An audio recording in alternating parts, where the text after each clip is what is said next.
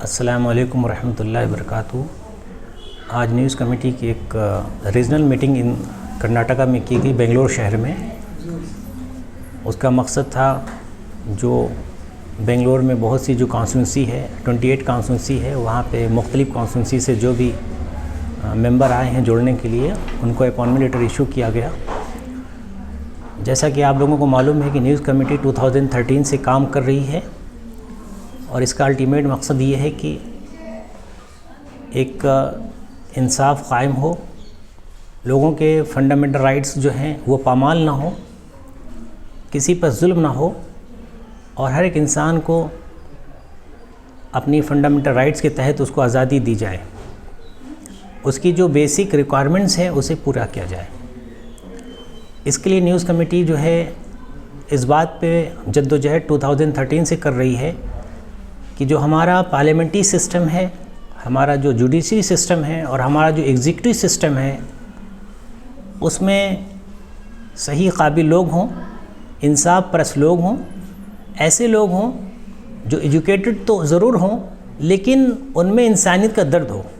सिर्फ एजुकेशन ही काफ़ी नहीं है किसी हुकूमत को चलाने के लिए, बल्कि अगर एक ह्यूमन वैल्यू हमारे पास नहीं है, हम पीएचडी हैं, डॉक्टर हैं, इंजीनियर हैं, लेकिन हमारे पास ह्यूमन वैल्यू नहीं है, तो देश को चलाना और देश में सबके हुकूक को बरकरार रखना बहुत मुश्किल है।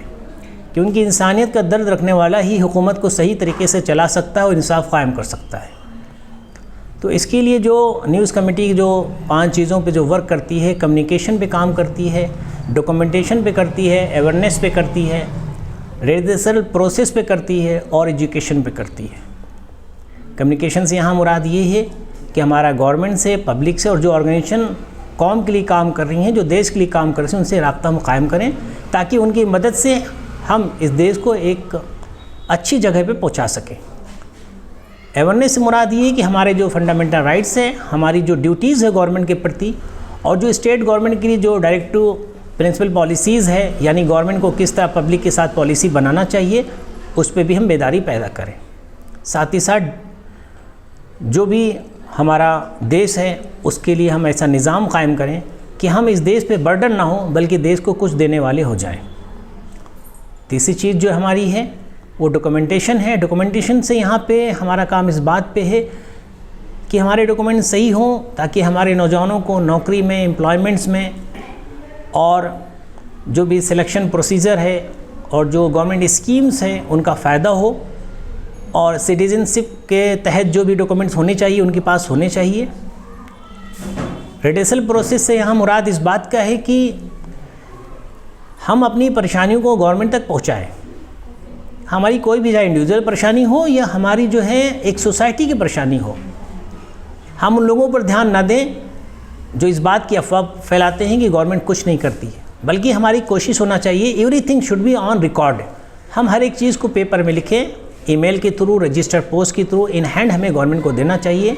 चाहे पब्लिक की प्रॉब्लम है, ये हमें इस बात की उम्मीद रखना चाहिए कि गवर्नमेंट उस काम को अंजाम देगी। और हमारा जो आखिरी जो मकसद होता है वो एजुकेशन है।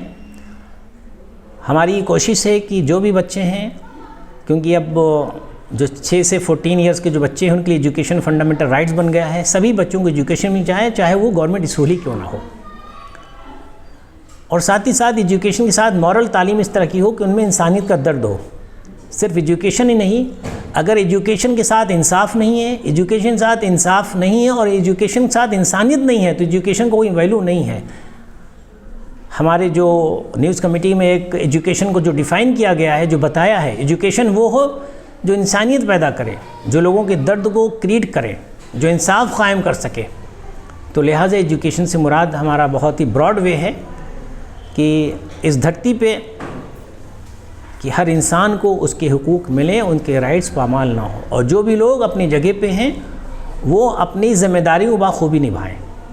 और आखिरी बात जो कहना चाहते हैं, हमारी कोशिश है कि हम गवर्नमेंट को जो भी लेटर लिखें, किसी मौजू पे लेटर लिखें, उस बात को अमल में लाया जाए ताकि पब्लिक का भरोसा गवर्नमेंट पे हमेशा बने रहे। को गवर्नमेंट एक अहम अहमियत होती है किसी देश में और गवर्नमेंट अगर उस चीज़ को करती है तो पब्लिक का जो भरोसा लॉ एंड ऑर्डर पे बना रहेगा, तो हर तरह के फसाद से ये देश की हिफाजत होगी।